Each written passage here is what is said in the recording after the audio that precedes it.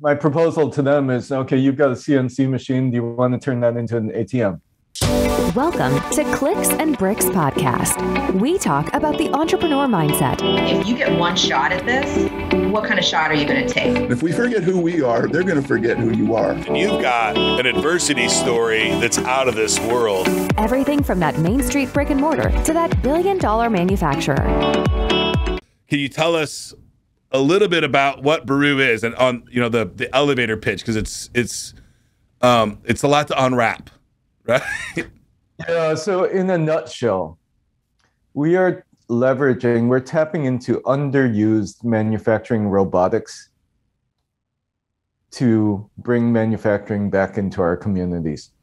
We're reversing globalization, and by producing in our communities with these underused machines, we're actually more cost effective because we've eliminated 50% of the cost structure that the furniture industry wastes on inventory management and global distribution costs. Right. But those funds today are wasted because it's hard to do micro manufacturing in a localized place, right? That's why we've moved that model, but you've figured out a way to bring that hyper customized manufacturing back to a local business utilizing robotics that are sitting in the states that are derelict, right? Yes. Well, they're not derelict. They're okay. In use. They're in use today. Okay. Yeah, they are in use. There are about 4,000 of these CNC machines, right, that are in our hometown custom cabinet shops and millwork shops. So okay, go ahead. Yeah, there are so many of these machines because over the past 15 years, they've been a really effective way to get things done. They only cost $2,000 a month on a capital lease. And right. So that's half of a person's wages, and it gets a person's work done in 2 hours. Right. So the break-even rate is an hour a day. But on the other hand, we've got 22 hours a day of underutilization. And because these machines are digital, my initial hypothesis and premise for Baru was, if those machines are digital, we should be able to translate in what's in a customer's imagination, and the machine should just perform and start producing. Right. And that's what we've built. Okay. So if you watch your video, you've got a demo of a person on their phone taking a picture of a space, putting a cabinet between a couch and a wall and sizing it up. Is that cabinet, is the design pre-manufactured or pre-designed, and they pick a design and just move the size around, or can they design the whole thing? No, it's we're not at that level because we have to, things have to be engineered. Right. And so we're creating the bounds of possibility. Right. So you create the framework like, hey, this is the frame that you can purchase, but you can have it in any size that you want. Yes. And you're implementing augmented reality to do that, which is another sweet spot of mine that I love. I think augmented reality is the future for so many things, not just like this is one that I hadn't even considered, buying furniture, but for education and field work and stuff like that. I've always thought that augmented reality, when it gets there in full force, is going to be the holy grail for humanity and how we train people for the internet and all that. How challenging was it to get that application working? It was easy because we didn't invent any of the technology. We're just applying it. And that said, we received a patent on the use of augmented and virtual reality to control the manufacturing process. So, we just got a patent on what you see is what you get manufacturing. Right. You have the patent on what you see is what you get manufacturing. So that entire augmented reality system is yours, and then you can license that out to other people now. Exactly. How long was the process? Is that a utility patent? What kind of patent do you currently have on that? It's a utility patent for the system and method of custom manufacturing. Can you tell because I know there's a lot of people out there that want to go down this patent process, right? And you were a fractional CFO before, so you had some kind of knowledge in this world. You've at least seen other people go down this path, and you got to see it from the CFO side. I know that it's an expensive endeavor and a long endeavor. How long did it take you from not necessarily conception, but okay, I'm going to start filing. I've got my design drawings and things like that. I'm going to submit them. You know, you're on the provisional for a year. How long did that process take you? And if you don't mind sharing, about how much did it cost you to get that patent? And I think you have 3 patents on that. No, we have one, and we've submitted a continuation that applies the technology to medical implants, and we have others in the work. Okay. So our provisional was submitted purely as a defensive maneuver because I intended to build this manufacturing platform and network. I didn't want to get preempted out of the business, by someone making a claim on it, right? Right.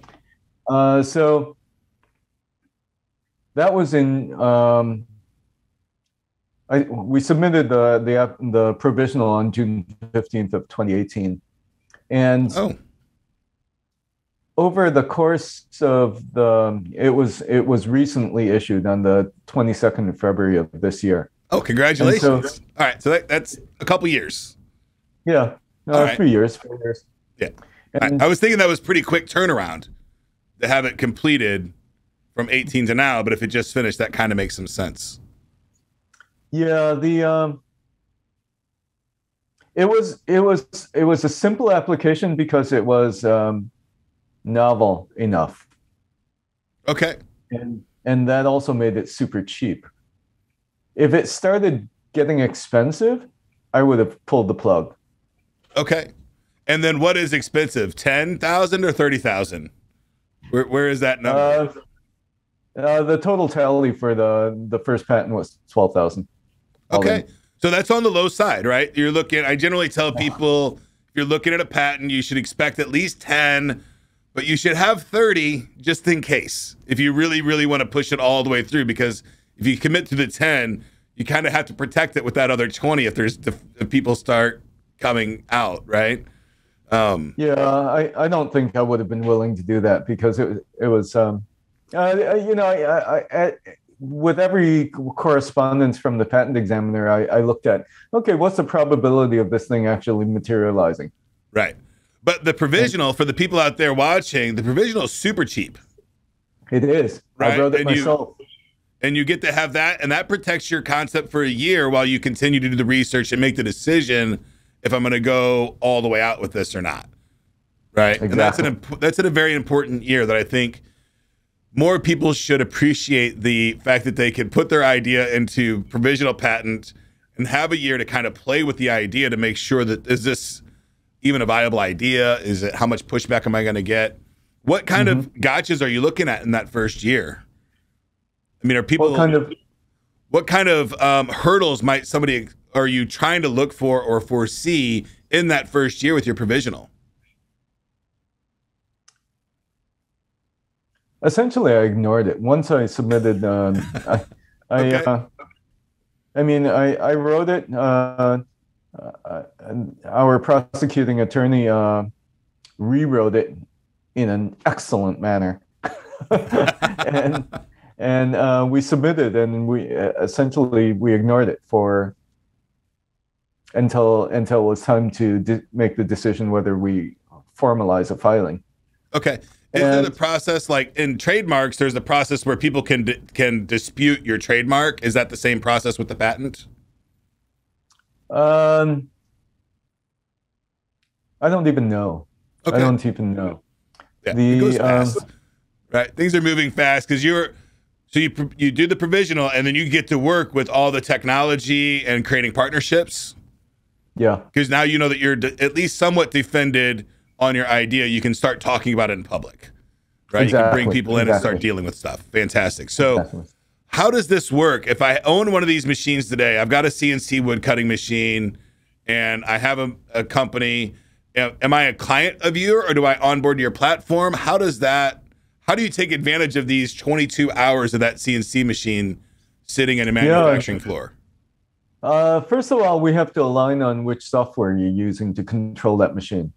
Okay. If it's a software that we can talk to, then the way it works is when we sell a product, we issue the machine instructions and issue purchase orders for the materials in the same region as the customer. So the materials arrive at the shop, the machine instructions are done. So we completely bypass your org structure and we go straight to the shop floor. So Right. It doesn't encumber management, it doesn't encumber design and engineering or barely any admin. And we go straight to the factory floor and so it makes it super easy. And Right. so all of that is contingent on you having the machine being controlled by a software that we can interface with. Okay. And you're currently looking for partners and investors. And just out of curiosity, if I said, hey, I really love this idea and I want to get into this business, is this something that somebody could go and buy a new machine, put it on their warehouse floor, partner with you and start getting sales right away? Yes. But I would suggest that an easier way of doing it would be to invest in Baru, because right now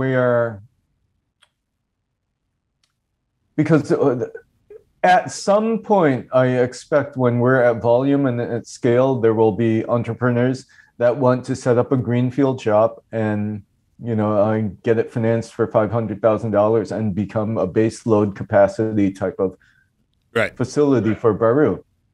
But there are already another 4,000 machines out in the world that are sitting relatively idle. Correct. So your key partner would be, I have a machine, I'm doing this manufacturing already, I'm doing it at a small scale, and I want to add more hours to my machine. Exactly. And yeah, my proposal to them is, okay, you've got a CNC machine, do you want to turn that into an ATM? Beautiful, right? Because they had to have the material too, right? They had to have the machine and the raw material. You supply the material? We only specify materials that exist in distribution already, so it makes it super easy for, what we've done is our catalog actually represents hyperlocal ecosystems where the materials are available, the machine instructions, machine capacity is available, and the customers are in that same region. So we're unlikely to serve rural communities. Okay.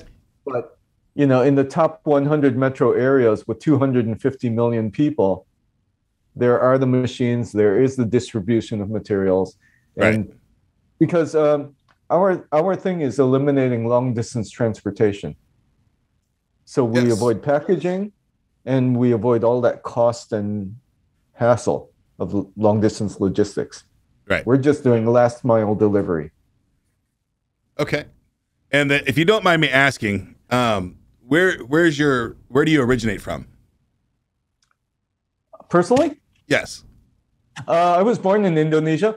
Okay. And then when did you move to the States? In 1969. 1969. And when I was watching your video, I kind of fell in love with the story about bringing jobs to local communities, right? Because I feel like the internet, although it has been the majority of my career, has really hurt the small and medium-sized business on Main Street.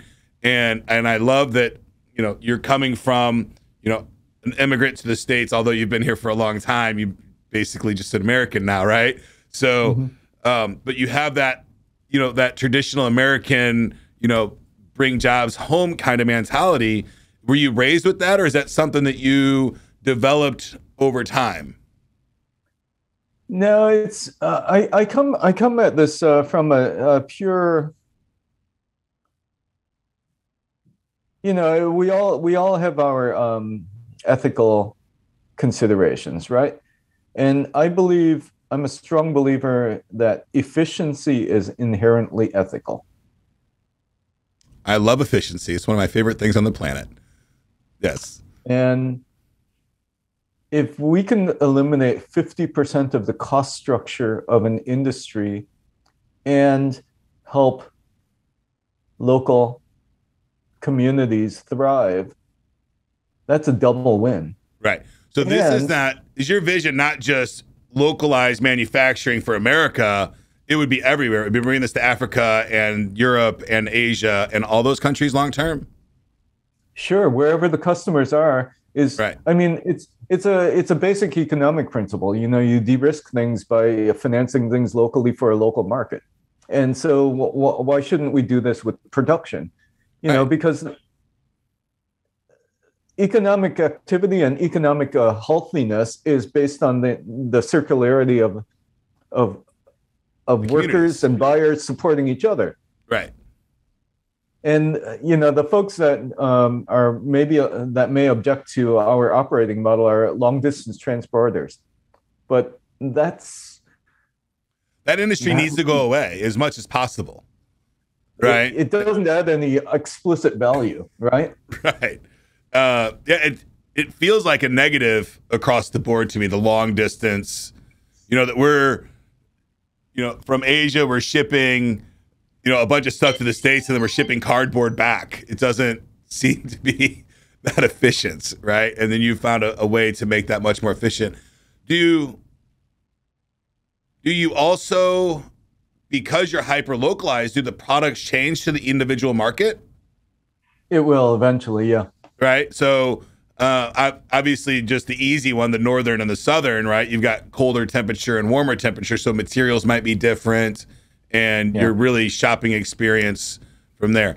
Is the long-term goal people are going to Baru to make their purchases, or are you supporting the local guy to have his own supply chain and purchasing it as well? Or both? The long-term goal of Baru is eventually will look a lot like eBay, I expect, where eBay has eBay Beanie Babies, eBay Antiques, eBay Motors, eBay Industrial, whatever, all of these things. Baru, we already have Baru furniture. We have Baru, we're building Baru kitchen cabinets. We're enrolling in a government purchase program where we'll have Baru police dispatch desks, you know, and hospitality, et cetera, et cetera. And in each of those categories, our manufacturing partners can submit their own designs and ideas to sell as a branded item for themselves. Right. And so those designs have the opportunity to be made worldwide with zero shipping, and they'll capture royalty on their brilliance. Right. And, so it looks like it's a win-win for everybody except for the long-haul transportation folks. And we know that they're under attack anyway with fuel costs and the environment and all those other things. So this is good for the environment. It's good for everybody. Theoretically, they can do the short hauls, right? They can deal with that last mile, right? That's the other problem that they're dealing with. So today you're CNC woodworking, right? That's where you start. Are 3D printers and laser engravers and those kinds of things the next ones on the horizon? Yeah, absolutely. It's absolutely. It's about digital fabrication. Right. Fantastic. Converting what's in someone's imagination into a physical product. Absolutely. And you're looking for two different kinds of people. One, investors for Baru, and then two, you're looking for partners for Baru. So if you've got a CNC machine, you're running a small business, you want to talk to those folks. You want to talk to people also that are looking for investments. Can you tell us where you're at on your investment cycle? Are you seed? Where are you guys at there? Yeah. Let me go back to who we're looking for. We're looking for customers, of course, collaborators, and investors. So in terms of investment, we're doing our seed. We've raised a total of $352,000, and now we're in market. Last week our sales were $125,000, and so we're accelerating. It's not bad. Did you say last week or last month? Last week. Last week. Okay. That was our biggest week by far. But the whole point is we're starting to. So you're running like 1.2, 1.7 is your projections for the year? Within 12 months, I'm expecting that we should break 3 million. Okay. And the reason for this is we found that property flippers are in the Bay I'm in the Bay Area. Normally, I'm in Cleveland, where the company's based, but I'm currently in the Bay Area networking with property investors. Property flippers can't get inventory from their traditional sources because it's stuck on a boat somewhere. Right. And then the custom cabinetry is a very inefficient process. So we're a hybrid where we're offering customized standard models much more efficiently than the true custom shops. Right. And then we're helping these true custom shops by using their automation more fully. So property investors they're pulling the demand, and I'm actually kind of like, yeah, I need to hire my core team before we can really address this demand and scale. Okay. So the property flippers in the Bay Area are driving a lot of demand now. I've talked to a couple construction folks out in the West Coast, and what they're telling me is the trend right now is building secondary homes in the backyards. Yeah, it's a big trend right now going on out there. Yeah, accessory dwelling units. We have a couple of jobs in the pipeline for these. They amount to tiny homes, and right. And getting custom cabinetry and custom millwork for these tiny homes is at a long term. Your process could be pre-manufactured tiny homes for the backyard, right, or auxiliary homes for the backyard, even, right? Because those CNC machines, as they get bigger, can do more of that stuff potentially. But yeah, there that increases. I think potentially, but unlikely because that's an entirely. I mean that's an entirely much more complex product. Yeah. Absolutely, it is fantastic. So we've got the people that you're looking to contact. If somebody wanted to get in contact with you for any one of those things, what would be the best way for them to get in touch with you? Simply email me, Tino, Tino, at hellobaru.com. Hellobaru.com, and it's Tino, Tino, at hellobaru.com. Fantastic. Do you have anything you would like to leave the audience before we go, Tino?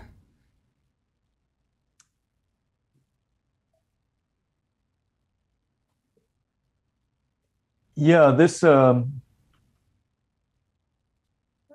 business is somewhat inevitable. There will be companies that produce on-demand custom products for the individual economically and quickly in the future. It will just be the way everything is done. I totally agree with you. Like the customized standard, flat pack, shipped, next day delivery, all of those things are right here on the forefront. We're seeing more and more of them every single day. And congratulations on the patent, getting this thing off the ground. First round for seed cash is fantastic. Building your core team. Super excited to see what Baru has coming out in the future. I will definitely follow your guys' path. So thank you so much for your time today, Tino. I appreciate it. I appreciate the audience, and it's my favorite conversation topic, Ken. That's it for today's show, folks. If you'd like to join my text line community, the number is 314-370-2871. All you have to do to join that text line is send me any question about business or technology. I'll do all the research, and I'll give you an absolutely free, totally unbiased answer. Get to work.